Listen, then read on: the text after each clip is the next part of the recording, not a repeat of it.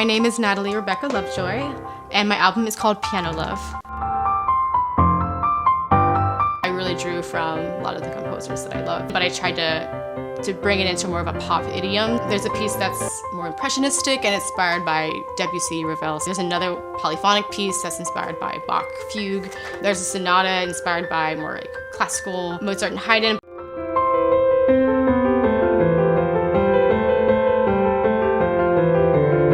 I actually usually write for musical theater. Before the pandemic, I had some theater pieces lined up, and then they all got canceled. And I found myself at home a lot just playing the piano for stress relief. I went through old songs, and I found myself actually writing a lot more piano music. And I thought, I should put these all together in an album so people can enjoy them.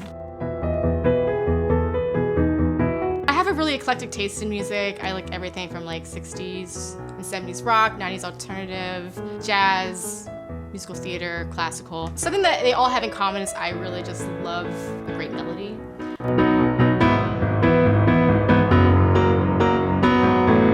I've gotten the comment often that I sound like Vince Guaraldi, who's the Charlie Brown Peanuts guy. I wasn't intending to sound like him. I mean, he's like an incredible composer pianist, so it's a huge compliment. But other than that, I'm not really sure who I sound like. I have a lot of influences, and I let this all kind of come together to create what I sound like.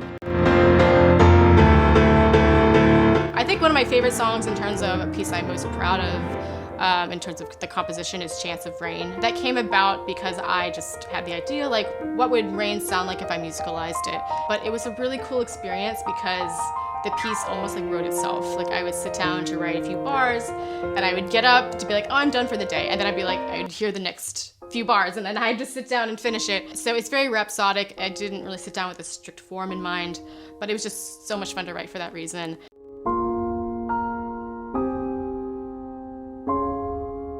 A song to me is good if it makes me feel something and I'm entertained. Entertainment is not a dirty word. I feel like in general people think maybe you can either have high art or be entertaining and not both, but I actually think they're one and the same.